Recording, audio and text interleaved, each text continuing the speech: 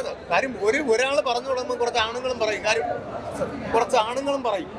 കാരണം എന്ന് പറഞ്ഞാൽ കുറച്ച് പാവാടകളാണല്ലോ. ഒരു പെണ്ണെന്തെങ്കിലും പറഞ്ഞു കഴിഞ്ഞാൽ അതിനെ സപ്പോർട്ട് ചെയ്യും. അതിൽ ന്യായമുണ്ടോ, സത്യമുണ്ടോ, നീതിയുണ്ടോ? നമ്മുടെ സത്യത്തിന് നീതിക്കും വേണ്ടി വേണം സംസാരിക്കാൻ. എവിടെ ആയാലും എന്തിനു വേണ്ടിയിട്ടായാലും അത് വളരെ മോശമാണ്. ഇങ്ങനെയുള്ളത് അനുവദിക്കാൻ പാടില്ല. ഈ ദിലീപേട്ടനും ലാൽസാറും കൂടി ഒരുമിച്ച് വരുന്നത് പറയുന്നത് സ്ത്രീകൾ തന്നെ പറയുന്നത് ദിലീപേട്ടനെ സപ്പോർട്ട് ചെയ്യാൻ ലാൽസാർ നിൽക്കുന്നത്. ഇതിനൊരു കലയായിട്ട് തന്നെ കണ്ടു. ഒരു എന്റർടൈൻമെന്റ് മേഖലയല്ലേ? സ്ത്രീകൾ തന്നെ വലിയൊരു വിഭാഗം സപ്പോർട്ട് ചെയ്യല്ലേ. ബഹുഭൂരിപക്ഷം സ്ത്രീകളും ദിലീപിനെ സപ്പോർട്ട് ചെയ്യുമ്പോൾ പിന്നെ എന്താണ് അതിൽ പ്രശ്നം? ഇപ്പൊ മോഹൻലാൽ അദ്ദേഹത്തിനോട് അഭിനയിച്ചു എന്ന് പറഞ്ഞാൽ എന്താണ്? കലാകാരന്മാരില്ലേ, അവരെത്ര വർഷമായിട്ട് ഫീൽഡിൽ നിൽക്കുന്നവരില്ലേ? പിന്നെ കലയായിട്ട് കാണണം. ആവിഷ്കാര സ്വാതന്ത്ര്യം എല്ലാവർക്കും ഉണ്ട്. അപ്പൊ അതിനെ പരാജയപ്പെടുത്തി കളയും. മോഹൻലാൽ ചെയ്തത് തെറ്റെന്ന് പറഞ്ഞു കഴിഞ്ഞാൽ മോഹൻലാൽ അഭിനയിക്കും, ഇപ്പൊ മമ്മൂട്ടിയുടെ കൂടെ അഭിനയിക്കും.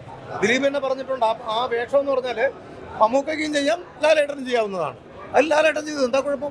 ദിലീപേട്ടനെ സ്ത്രീകൾ പറയുന്ന കാലത്ത് സ്ത്രീകൾ എന്തായാലും ദിലീപേട്ടനെ പൊരുത്ത് മാത്രമേ സിനിമകൾ കാണുന്നില്ല എന്ന് പറഞ്ഞു. അതിപ്പോ ഈ പടം സൂപ്പർ ഹിറ്റ് ആവുമല്ലോ. നമ്മുടെ സോഷ്യൽ മീഡിയയിൽ കാണുമ്പോൾ ഇഷ്ടം പോലെ ഫാമിലീസ് കാരണം പ്രായമുള്ള അച്ഛനമ്മമാരും എല്ലാവരും സ്ത്രീകൾ ഉൾപ്പെടെ തന്നെ ദിലീപേട്ടനെ കാണാനും ഫോട്ടോ എടുക്കാനും വിശേഷങ്ങൾ അറിയാനും കൂടിയിട്ടാണ്. ഈ പറയുന്ന പോലെ നമ്മൾ സോഷ്യൽ മീഡിയയിൽ കാണുന്ന സമയത്ത് ഇപ്പോഴും ദിലീപേട്ടനെ ഇഷ്ടപ്പെടുന്ന ഒരുപാട് പ്രേക്ഷകർ ഇപ്പൊ തന്നെയാണ്. ഇവിടെ വലിയൊരു വിഭാഗം സ്ത്രീകൾ ജനപ്രിയ നടനായിട്ട് അംഗീകരിച്ചത് വെറുതെ അല്ല.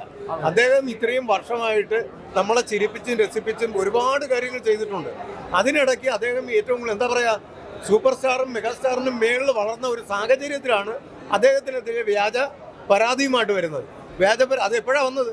ഈ കേസ് FIR വരെ ക്ലോസ് ചെയ്തപ്പോഴാണ് അടുത്ത് ഒന്നാം പ്രതിയെ കൊണ്ട് പറയിച്ചത്, ഒരു ലെറ്റർ എഴുതി വിട്ടത്. മനസ്സിലായില്ല? അതിൽ തന്നെ ഉടായ്പുണ്ട്. ഇപ്പൊ മാർട്ടിന്റെ വീഡിയോ നമ്മൾ കണ്ടതല്ലേ. അപ്പോൾ ആ വീഡിയോ ഒഴിവാക്കണമെന്ന് ഇപ്പോൾ പറഞ്ഞുകൊണ്ടിരിക്കുകയാണ്. അതിജീവിത എന്തിനു വേണ്ടിയിട്ടാണ്? സത്യം മറയ്ക്കാൻ അല്ലേ? സത്യം മറയ്ക്കുവാൻ വേണ്ടിയിട്ടാണ് ഇപ്പോൾ നടന്നുകൊണ്ടിരിക്കുന്നത്. അതിനെയൊക്കെ നമ്മളിപ്പോൾ ഈ ഫിലിം വിജയിക്കുന്നതോട് കൂടിയിട്ട് എല്ലാം പൊടിച്ച് എടുക്കും.